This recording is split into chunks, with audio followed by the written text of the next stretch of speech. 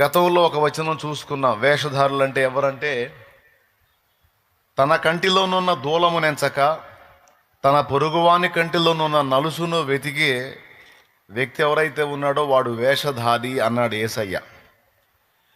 వీడి కంట్లోనేమో దూలం ఉంటుంది, ఎదుటివాడి కంట్లో నలుసులు వెతకడానికి ప్రయత్నం చేస్తాడు. అలా ప్రయత్నించేది వేషధారణ.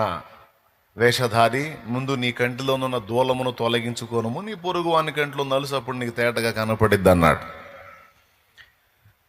వేషధారి అంటే తన తప్పులు చూసుకోకుండా, తన వంకర్లు చూసుకోకుండా ఎదుటి వాళ్ళ రంధ్రాన్వేషణ చేసేవాడు వేషధారి ఒకటి. రెండవది, వాళ్ళు యేసు ప్రభు దగ్గరకు వచ్చి ఆయన్ని శోధించుచు, ప్రభువా, కైసరుకు పన్నిచ్చుట న్యాయమా అని అడిగారు. కైసరుకు పన్నిచ్చుట న్యాయమా, ఇచ్చేదమా ఇయ్యకుందుమా అని అడిగారు.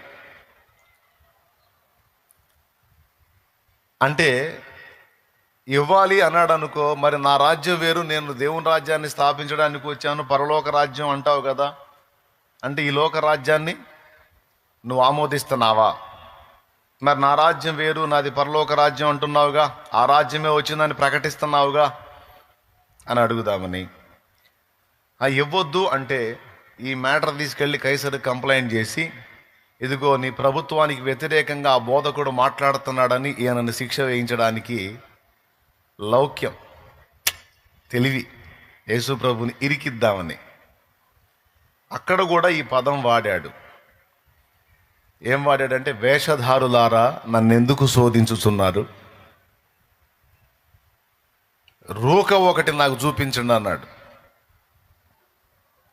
రూక అంటే నాణ్యం చూపించారు. దాని మీద ఉన్న ఆ విలాసము పై వ్రాత ఎవరివి అన్నాడు. కైసరువి అన్నారు. అప్పుడు ఆయన అన్నాడు, కైసరు అయితే కైసరువి కైసరికి ఇవ్వండి, దేవునివి దేవునికి ఇవ్వండి అన్నాడు. ఓకే, అంటే కడుపులో ఒక ఉద్దేశం పెట్టుకొని, అంటే వేషధారులు ఎవరు అంటే ఒక 3 నిరూపణలు చూపిస్తా. మొట్టమొదటిది, కంటిలో దూలం పెట్టుకొని. అంటే దూలం అంటే ఏంటో తెలుసా? కంటిలో దూలం పట్టిద్దా? కంట్లో దూలం పట్టిద్దా? మరి నీ కంటిలో ఉన్న దూలం నెంచక పొరుగు వాని కంట్లో నలుసు నెంచనేలా? వేషధారి, ముందు నీ కంట్లో ఉన్న దూలాన్ని తీసేసుకో. అంటే అర్థం ఏంటంటే, కంట్లో దూలం పట్టిద్దని కాదు, నీ బతుకులో ఎంతంత ఉన్నాయరా, దేవునికి స్తోత్రం. అర్థమైందా? నీ బతుకులో ఇంతంత ఉన్నాయి. అవన్నీ పెట్టుకొని వాడు తేడా వీడి తేడా, వాడు అట్లా వీడిట్లా అంటే ముందు నీ బతుకు చూసుకోరా. అసలు నిన్ను నువ్వు విమర్శించుకోవటం నేర్చుకోరా. నీ బతుకును నువ్వు కప్పిపుచ్చుకొని ఎదుటోళ్ళలో రంధ్రాన్వేషణ చేస్తావు. ఇది వేషధారణ కాదా? వేషధారి అన్నాడు. సో వేషధారణ నంబర్ 1 అది. మన దగ్గర ఏ లక్షణం ఉండాలంటే ఎదుటోళ్లలో రంధ్రాన్వేషణ చేయటం సెకండ్. ఫస్ట్ మనల్ని మనం విమర్శించుకోవటం అనేది ఒక మంచి లక్షణం, దేవుడు మెచ్చుకునే లక్షణం. మనల్ని మనమే విమర్శించుకున్న ఎడల తీర్పు పొందకపోదుమని ఇందాక వచనం చదివాడు, విన్నారో లేదో మీరు? ప్రభు బలలో చేసేటప్పుడు ఎదుటోళ్ళని విమర్శిస్తే మనం తీర్పులోకి వస్తాం. మనల్ని మనమే విమర్శించుకొని మారు మనసు పొంది తప్పుడు నడతలు దిద్దుకుంటే మనం దేవుని చేత ఆమోదించబడి తీర్పు తప్పించుకుంటాం. మనుషులు మనల్ని విమర్శించిందా కాకూడదు, మనుషులు మనల్ని విమర్శించిందా కాకూడదు, దేవుడు మనల్ని తీర్పులో తెచ్చిందా కాకూడదు. ఈ రెండు జరగకముందే మనల్ని మనమే పాయింట్అవుట్ చేసుకోవాలి. ఇది మంచి లక్షణం, యథార్థవంతుల లక్షణం. దేవునికి స్తోత్రం. ఒక దైవజనుడి దగ్గరకు వచ్చి ఒక ఆయన చెప్తున్నాడంట, అయ్యగారు ఫలానా పాస్టర్ గారి గురించి మీకు తెలుసా, ఫుల్ తేడా అండి అన్నాడంట. ఫుల్ తేడా అండి అంటే ఈయన తడుముకోకుండా అడిగాడంట, మరి మంచోళ్ళు ఎవరు బాబు అన్నాడంట.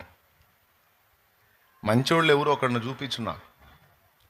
బైబిల్ గ్రంథం అబద్ధం కాదు. నీతిమంతుడు లేడు ఒక్కడును, ఏ భేదము లేదు, అందరూను పాపము చేసి దేవుడు అనుగ్రహించు మహిమను పొందలేకపోతున్నారని 2 వచనాలు దేవుని వాక్యం స్పష్టంగా ఉంటే, ఆయన నీతిమంతుడు కాదు, ఈయన పరిశుద్ధుడు కాదు, ఆయన తేడా ఈయన తేడా అంటావు.